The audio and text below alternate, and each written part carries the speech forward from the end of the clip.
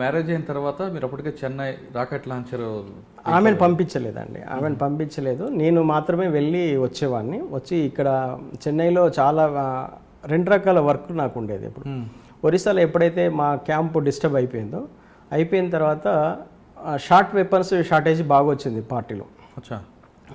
Party ఏమందంటే short వెపన్స్ను manufacturing చేయాలి కాబట్టి అది మధు అయితే చేయగలుగుతారు కాబట్టి ఏదైనా ప్రయత్నం చేయమని చెప్పని సెంట్రల్ కమిటీ నుంచి స్టేట్ కమిటీకి రావడంతో స్టేట్ కమిటీలో కూడా స్టేట్లో షార్ట్ వెపన్స్ షార్టేజ్ బాగా వచ్చింది అన్నట్టు.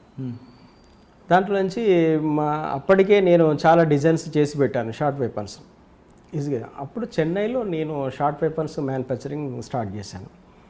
స్టార్ట్ చేసి అక్కడ ఒక యూనిట్ పెట్టాను. నేను ఒక్కడనే అక్కడ పార్టీకి సంబంధించిన వాళ్ళని, కానీ అక్కడ వెపన్స్ తయారు చేసే వాళ్ళందరూ కూడా లోకల్ వాళ్ళను ఎంప్లాయీస్గా తీసుకున్నాం అన్నట్టు. తీసుకొని చేశాను. ఇది ఇండియన్ గవర్నమెంట్ ఈరోజు కూడా వాళ్ళకు అది అర్థం కాని విషయం అన్నట్టు. వెపన్స్ మ్యానుఫ్యాక్చరింగ్ చేసే వాళ్ళకు అది వెపన్ అని తెలియకుండా నేను డిజైన్ చేసి చేయించాను అన్నట్టు. అదే ఆశ్చర్యం వాళ్ళకి. నేను చెప్పేంత వరకు కూడా వాళ్ళకి ఎవ్వరికీ అసలు ఐడియా కూడా లేదు. వెపన్స్ ఇట్లా పనిచేసిన ఒక ఎంప్లాయీ కూడా తెలియదు, ఎవ్వరికి తెలియదు అన్నట్టు. ఎంతమంది పనిచేసేవారు? అట్లా ఒక 6 మెంబర్స్ పనిచేసేవాళ్ళు. దాంట్లో ఒక సూపర్వైజర్ ఉండేవాడు, ఎవరికి కూడా తెలియదు. నాకు సపరేట్ అది హాల్లో నాకు సపరేట్గా ఒక క్యాబిన్ ఉంటుంది. ఆ క్యాబిన్లో కంప్యూటర్ ఇదన్నీ ఉంటాయి. దాంట్లో నేను డిజైన్ చేసేసి డ్రాయింగ్స్ వాళ్ళకి ఇచ్చేవాడిని. వాళ్ళకి అందరికీ ఏం తెలుసు అంటే స్పిన్నింగ్ మిల్కి సంబంధించినటువంటి స్పేర్ పార్ట్స్ చేస్తున్నాము అంతవరకే తెలుసు వాళ్ళకు. కానీ ఇది వెపన్స్కి సంబంధించింది అనేది నాకు మాత్రం తెలుసు తప్ప వాళ్ళకి ఎవరికి తెలియదు. అసలు ఎవరికి కూడా ఆ ధ్యాస కూడా లేదన్నట్టు అటువంటి ఇదన్నట్టు. ఎందుకంటే ఆ స్పేర్స్ అలా ఉంటాయి, అవి ఐడెంటిఫై చేయలేరు, ఎవరు కూడా చేయలేరు. అది ట్రిగ్గర్ను చేస్తాము, ట్రిగ్గర్ ఆకారం ఉంటుంది కానీ ట్రిగ్గర్ అని మీరు గుర్తుపట్టలేరు నేను చెప్పేంతవరకు. బ్యారెల్ ఉంటుంది, బాడీ చెన్నైలో అంబత్తూరులో అట్లా డిజైన్ చేసి చేసాము. 2 years అక్కడ కంపెనీ పెట్టి నడిపించాము అన్నట్టు. తర్వాత ఇంకా ఆశ్చర్యం ఏంటంటే అంబత్తూరు పోలీస్ స్టేషన్కు ఒక 500 yards డిస్టెన్స్లో అన్నట్టు ఒక వర్క్షాప్ ఉంది అక్కడ.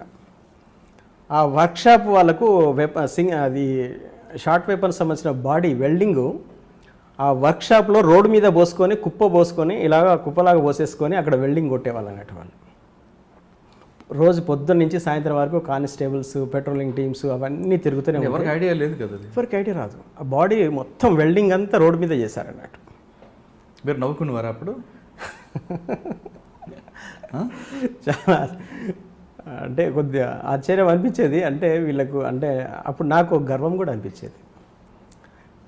అంటే నా ఆలోచన ఎదటి వాడికి అర్థం కాకుండా ఉందంటే నేను సక్సెస్ అయ్యానని చెప్పేసి నాకు గర్వంగా ఉండేది అన్నట్టు.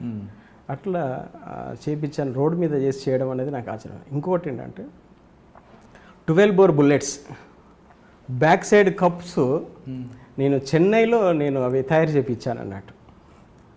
అది కూడా రోడ్డు మీదనే ఉంటుంది.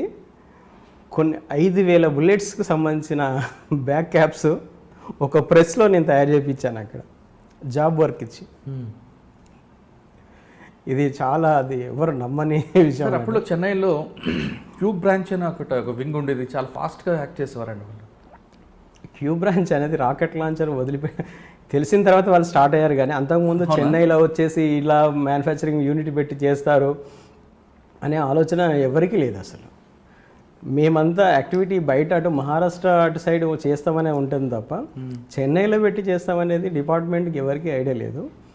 తర్వాత ఒకటి ఏంటంటే ఆ 5,000 క్యాటరేజెస్ సంబంధించిన బ్యాక్ క్యాప్స్ ఆడ చేయడం అనేది కొంచెం జనరల్ నాలెడ్జ్ ఉన్న వాళ్ళు ఆలోచిస్తే 100% వాళ్ళకి అది అర్థమవుతుంది. కానీ వాళ్ళకి అది కూడా అర్థం కాకుండా మొత్తం దాన్ని తయారు చేయించామన్నట్టు. అది తర్వాత నేను సరెండర్ అయిన తర్వాత డిపార్ట్మెంట్కి ఇలా అని చెప్పేస్తే వాళ్ళు చాలా ఆశ్చర్యపోయారు అన్నట్టు. క్యూ బ్రాంచ్ వాళ్ళైతే ఇంకా మరీ ఎక్కువ ఆశ్చర్యపోయారు. ఎందుకంటే వాళ్ళు అంబత్తూరు పోలీస్ స్టేషన్ దగ్గరనే వెల్డింగ్లు చేశాం కదా వెపన్స్ సంబంధించి. కానీ వాళ్ళు క్యూ బ్రాంచ్ వాళ్ళు కూడా అంటే వాళ్ళకి ఎందుకు ఉంటుంది, ఏదైనా ఇన్ఫర్మేషన్ ఉంటే ఉంటుంది వాళ్ళకు. ఇది చాలా హైలీ కాన్ఫిడెన్షియల్ వర్క్ కదా. పార్టీలో కూడా అందరికీ తెలియదు. ఇది వాళ్ళు కింది క్యాడర్కి అసలు తెలిసే అవకాశం ఉండదు. మేము ఎక్కడికి పోతున్నాం, ఏం చేస్తున్నాం అని తెలుసు. సార్ రాకెట్ లాంచ్ తయారు చేశారు అంటే స్పేర్ పార్ట్లు పంపించడం, ట్రాన్స్పోర్ట్ చేయడం, అక్కడ అసెంబ్లింగ్ నల్లమలలో మీరు అది ఆ వర్క్ తీసుకున్నారు. ఇక్కడ మీరు 6 ఎంప్లాయీస్తో ఎక్విప్మెంట్ చేసుకున్న మీరు ఇంకొక నెట్వర్క్ వాడారండి. విజయవాడ, గూడూరు, గుడివాడ ప్రాంతాల్లో అక్కడ మీకున్న నెట్వర్క్తో ట్రాన్స్పోర్టింగ్ ఏ విధంగా తీసుకొచ్చేవారు? ఆ నెట్వర్క్ అసలు ఇంకా ఎక్సలెంట్ వర్క్ కదండి అది. నాకున్న మీరు ఎస్ఆర్ఎంటీ, క్రాంతి అన్ని ట్రాన్స్పోర్ట్లో వాడేశారు. ఒకటేంటంటే స్టేట్ కమిటీలో నాకు మంచి ఎంకరేజ్మెంట్ ఉండేది. అంటే వాళ్ళు ఏంటంటే నా మీదనే పూర్తిగా డిపెండ్ అయి ఉంది. నేను చెప్పే ప్రతి ఆలోచన కూడా వాళ్ళు ఎప్పుడు కూడా దాన్ని ఇది చేసేవాళ్ళు కాదు. అయితే ఇక్కడ నా ఉద్దేశం ఏముండేదంటే ఉద్యమానికి మనం ఎంత చేసినా సింగిల్ హ్యాండ్తోనే మనం చేస్తాం. ప్రజలు బయట చేసేవాళ్ళు చాలామంది ఉన్నారు. కొంత టెక్నికల్ జ్ఞానం కనుక మనము ఉపయోగించి ఎదుటివాడికి అర్థం కాకుండా చేయగలిగితే 90% వర్క్ మనం బయట చేయించగలుగుతామనే ఆలోచన నాకు బలంగా ఉండేది అన్నట్టు. ఇది నా ఓన్గా నాకున్నటువంటి ఆలోచన ఇది. అప్పుడు లీడర్షిప్ కూడా దాన్ని యాక్సెప్ట్ చేశారు. సరే జాగ్రత్తగా చేయండి, ఎందుకంటే వాళ్ళకి వేరే ఆల్టర్నేటివ్ లేదు, మనకు వేరే ఆల్టర్నేటివ్ కూడా లేదు. కాబట్టి కొంత రిస్క్ తీసుకొని చేద్దామనే దాంట్లో వాళ్ళు కూడా ఫీల్ అయ్యారు, తీసుకున్నాం అది. సార్, చెన్నైలో మెటీరియల్ ఒక నెట్వర్క్ ద్వారా ట్రాన్స్పోర్ట్ ద్వారా పంపడం, ఆ ఎపిసోడ్ గురించి చెప్పండి సార్. సరే, ఇది మాకేంటంటే ఇప్పటివరకు పార్టీకి మా సొంత కొరియర్ నెట్వర్క్ ఉండేది. పోలీస్కి ఏముండేదంటే వీళ్ళ నెట్వర్క్ నుంచే వీళ్ళు చేస్తారనేది చాలా వాళ్ళకు దృష్టి అంతా అక్కడే ఉంది. నాకేంటంటే ఎవరు ఆలోచించింది మనం ఆలోచించాలి, అంటే ఆలోచన విధానంలో కూడా ఒక సృజనాత్మకత ఉండాలనేది నా ఒక ఇది. సరే, ఇప్పటివరకు అంటే ట్రాన్స్పోర్టేషన్ ఎలా జరిగింది ఏంటిది, డిపార్ట్మెంట్కు ఉన్న ఇన్ఫర్మేషన్, అంటే నాకంటే ముందు చాలామంది సరెండర్ అయిపోయి వాళ్ళకు ఇన్ఫర్మేషన్ చెప్పి ఉంటారు. ఆ నెట్వర్క్లో మనం చేయకూడదు, మనకంటూ అంతకంటే భిన్నమైనటువంటి నెట్వర్క్లో మనం చేయాలి. పార్టీలో ఉన్నటువంటి క్యాడర్ కూడా ఇలా చేస్తామనే ఆలోచన కూడా వాళ్ళకు ఉండొద్దు. వాళ్ళకు అటువంటి నెట్వర్క్ను క్రియేట్ చేయాలి అని చెప్పేసి ఒక ఆలోచన ఉండేది అన్నట్టు. అట్లా అనుకున్నప్పుడు ఏం చేద్దాం, ఎలా చేద్దాం, నేను ఒక్కడనే వెళ్తున్నా కాబట్టి వేరే ఎవ్వరికి కూడా పార్టీలో ఉన్నటువంటి ఏ క్యాడర్ కూడా ఎక్కడికి పోతున్నాం ఏంటిది చేసే ఆలోచన ఉండేది కాదు. అట్లా నేను అప్పుడు అనుకున్నది ఏంటంటే మనం బయట వర్క్ చేసేటప్పుడే ఎవరికి అర్థం కాకుండా చేస్తున్నాం, జనరల్ పీపుల్తోనే తయారు చేపిస్తున్నాం. ట్రాన్స్పోర్ట్ కూడా అటువంటి పీపుల్తోనే మనం చేయాలి. అటువంటప్పుడు ఎటువంటి మెథడ్స్ను మనం ఆలోచించాలని చెప్పి అట్లా అనుకున్నప్పుడు ఒక్కొక్క పార్ట్ ఒక్కొక్క ట్రాన్స్పోర్ట్లో విడివిడిగా వేయాలి. కొన్ని మేమే డైరెక్ట్గా మా ఓన్ అప్పుడు నాకు ఒక వెహికల్ ఉండేది, ఆ వెహికల్లో నేనే డైరెక్ట్గా తీసుకొని వచ్చేవాడిని అన్నట్టు. దానికి తెలిసిన ఒక అతనికి డబ్బులు ఇచ్చి వెహికల్ నేనే కొనిపించి అతని చేత అతన్ని డ్రైవర్గా పెట్టుకొని నార్మల్ టైంలో నువ్వు ఏదైనా చేసేసుకున్నావు, నాకు అవసరం ఉన్నప్పుడు నువ్వు రావాలంటే ఆయన వచ్చేవాడు. ఆయనకేంటి, నేను పెద్ద ఇండస్ట్రియలిస్ట్ను, సార్కి ఏదైనా అవసరం ఉన్నప్పుడు వెళ్ళాల్సి వస్తుందని చెప్పేది. ఇలా ఆంధ్రాలో మేము హైటెన్షన్ లైన్ కాంట్రాక్ట్ వర్క్ చేస్తున్నాము. ఇక్కడి నుంచి కొన్ని మెటీరియల్ తీసుకెళ్ళేసి హైటెన్షన్ లైన్లో అక్కడ మనం ఇచ్చేసి రావాల్సి ఉంటుంది అని చెప్పండి. అతను అదే అనుకున్నాడు అన్నట్టు. అట్లనే అనుకొని నేను కొన్ని గ్రెనేడ్స్ కానీ లేకుంటే షార్ట్ వెపన్స్ కానీ ఆ మిషన్ ఎక్విప్మెంట్స్ కానీ ఇవన్నీ కూడా నా వెహికల్లో వేసుకొని డైరెక్ట్గా వచ్చేవాడిని అన్నట్టు. అట్లా చాలాసార్లు నాది ఒక 3-4 టైమ్స్ నా వెహికల్ చెక్ అయింది. అయినా కూడా అది ఎవరికి ఏం ఇది కాలేదు. డ్రైవర్ మామూలు డ్రైవర్ కాబట్టి వాడికి ఏం భయం ఉంటుంది, మావోయిస్ట్ అయితే భయం ఉంటుంది. డ్రైవర్ అంటే పోలీసులను చూడగానే వానికి ఒక భయం వచ్చేస్తుంది.